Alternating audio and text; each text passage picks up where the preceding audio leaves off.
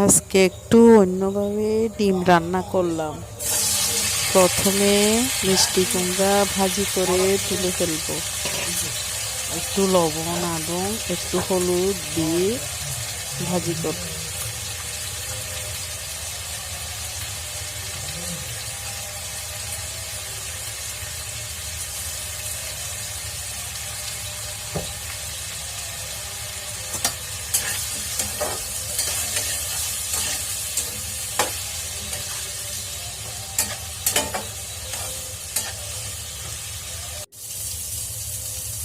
এরপরে সেদ্ধ করা আলুটাও ভাজি করে তুলে ফেলবো।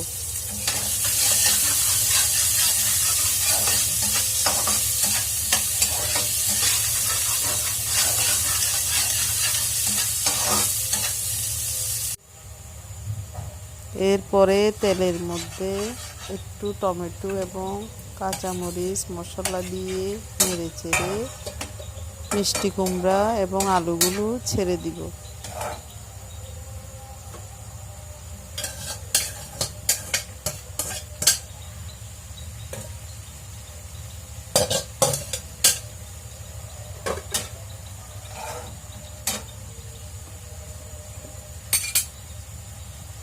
এরপরে পিস করে রাখা ডিমগুলো এক পিস করে তরকারির উপর দিয়ে দিব।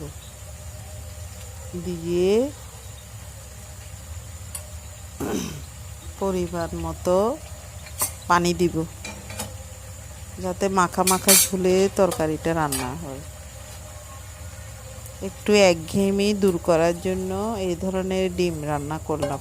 মাঝে মধ্যে ভালোই লাগে।